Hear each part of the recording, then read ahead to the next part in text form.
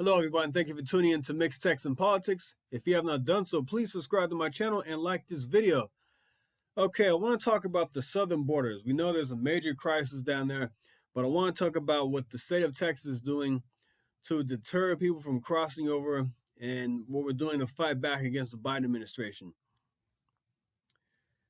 Here's from the Border Report.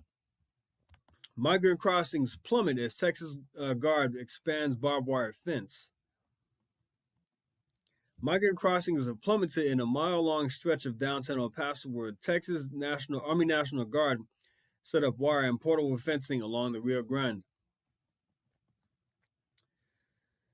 The Guard began setting up the barrier last week at a gap in the border wall west of the Paso del Norte port of entry. In the space of 8 days, the barbed wire has nearly reached a second port of entry, and chain link fence anchored by sandbag extends even further. The result is that asylum seekers can no longer walk across ankle-deep water in the Rio Grande and turn themselves in to waiting Border Patrol agents in that area. The difference is vast, said First Sergeant Suzanne Ringel. The 19th, the 20th, and 21st, we had large groups of families and individuals who were wanting to come across. Now it's almost a ghost town out there. This is good news.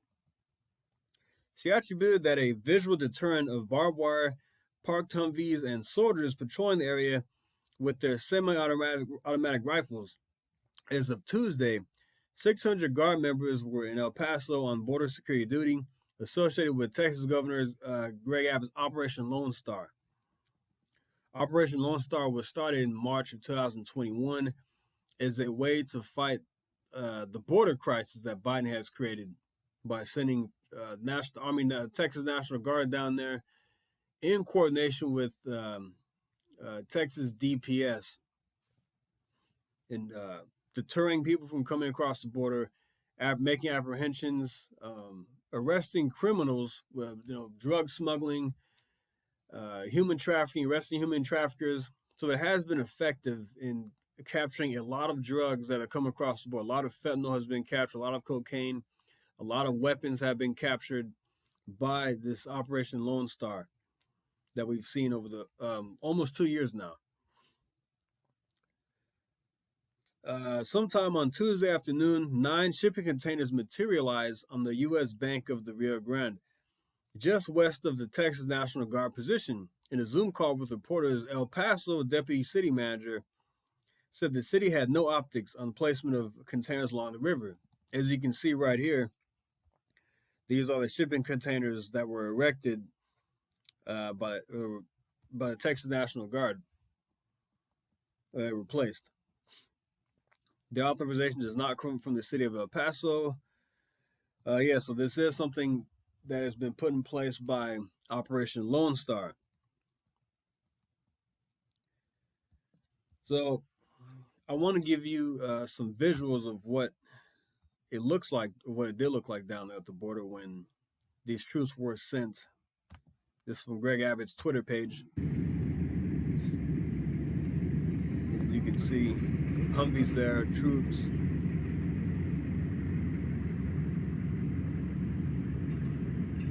As a deterrent to keep them from crossing.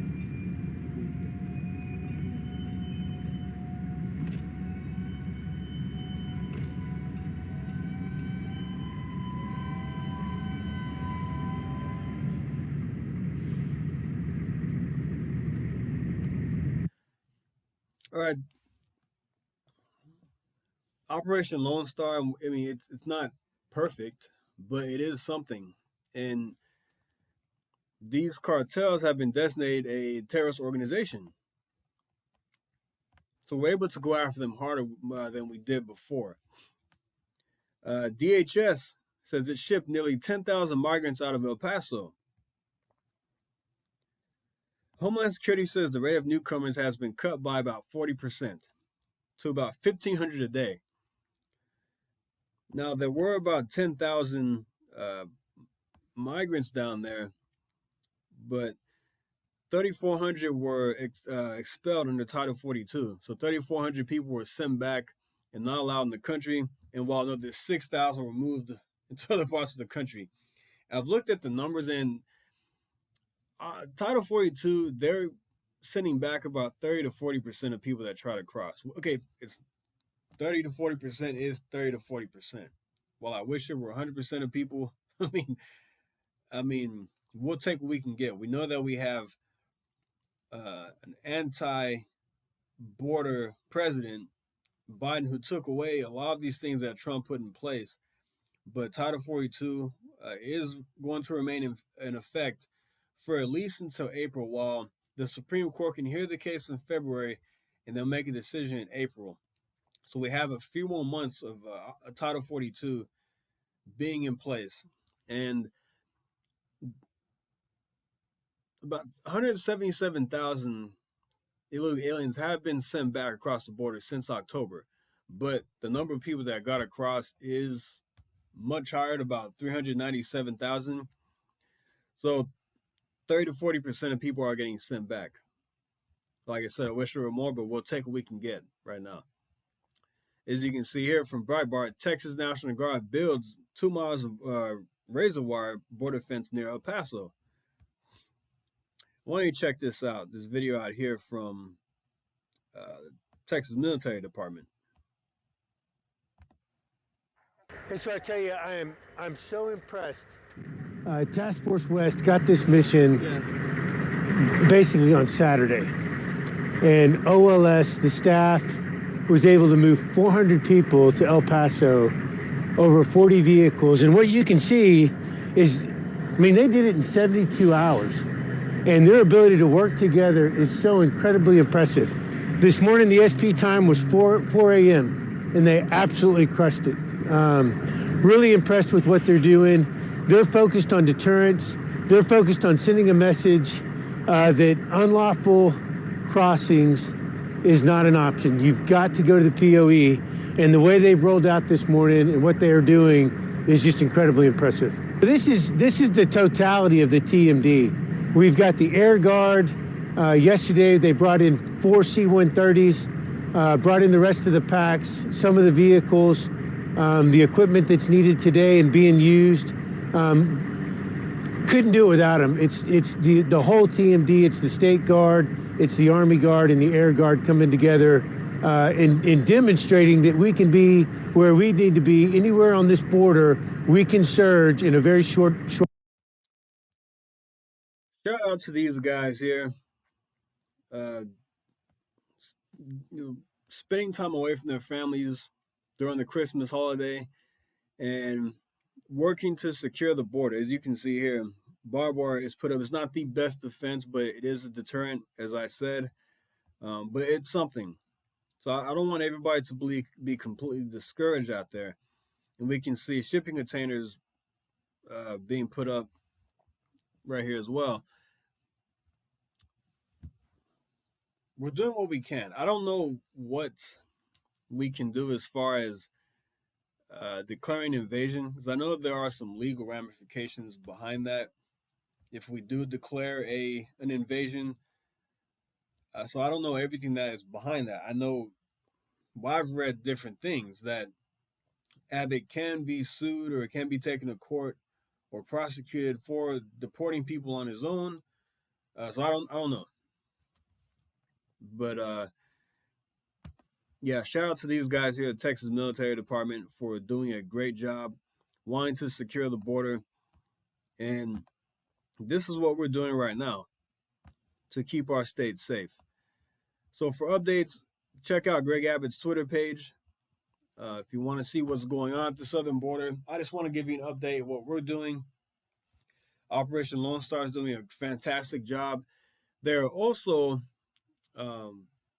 let's check this out right now. They are working to catch gotaways.